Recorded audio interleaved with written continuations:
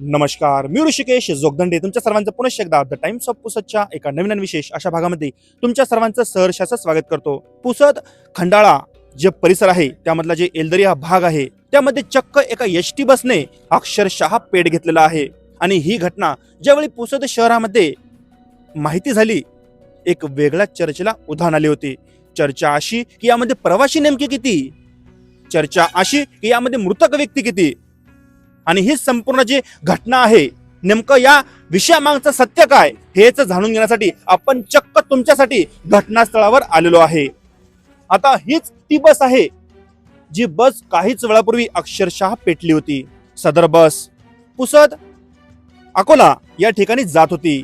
सदर बस ही वाशिम आगाराची आहे. आता याचा नंबर आहे MH14 BT4550. मिळालेल्या माहितीप्रमाणे सदर जी बस आहे 6:45 वाजताच्या सुमारास पुसद बस आगाराहून निघली होती.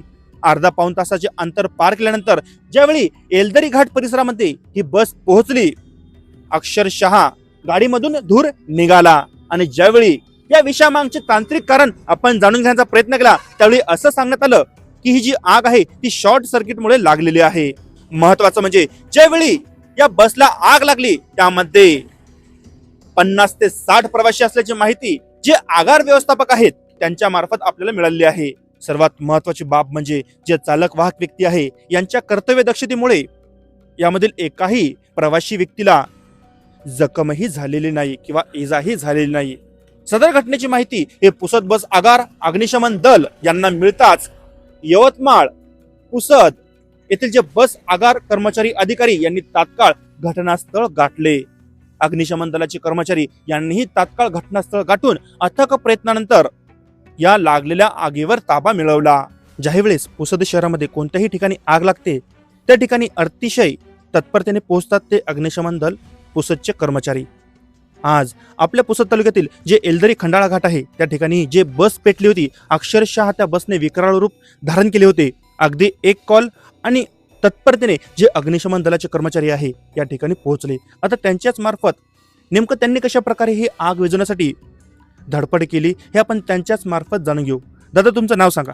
माझं नाव योगेश नेमाडे, मी फायरमॅन आहे. माझ्यासोबत माझे सहकर्मी वाहन चालक मोहन राठोड वाहन चालक आहे आणि फायरमॅन तुषार बारमाटे. जेव्हा आम्हाला ही घटनेची माहिती मिळाली तेव्हा एक प्राथमिक माहितीनुसार आम्हाला फायर स्टेशनला कॉल आल्यानंतर लगेच आम्हाला सांगण्यात आलं की खंडाळा घाटात बस पेटलेली आहे.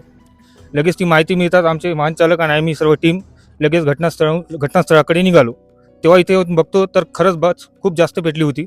आणि जेव्हा त्या ड्रायव्हरचे वाहन चालकाचे किती धीर की त्यांनी ते बसमधून प्रवासी उतरवले आणि स्वतः विझवण्याचा प्रयत्न केला.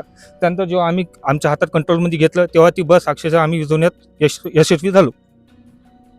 यामध्ये एक तुम्हाला काय वाटते, तुम्ही अग्निशमन दलाचे कर्मचारी आहात, कोणती तांत्रिक किंवा कोणती त्रुटी असावी किंवा कोणतं कारण असावं जे बस पेट घेतला असावा? जास्तीत जास्त तर शॉर्ट सर्किट होतात कारण बस जेव्हा असं लूडवर चालते वर चालते तेव्हा शॉर्ट सर्किट किंवा काही तांत्रिक अडचण येतात त्यामुळे बस पेटते. आणि जास्त करून इंजन साईडकडून बस पेटते. ही घटना आमच्यासोबत खूप वेळा घडलेली आहे. त्यामुळे आम्हाला ही असं वाटते की पाहताच की शॉर्ट सर्किट किंवा काही फॉल्टमुळेही पेटलेली आहे.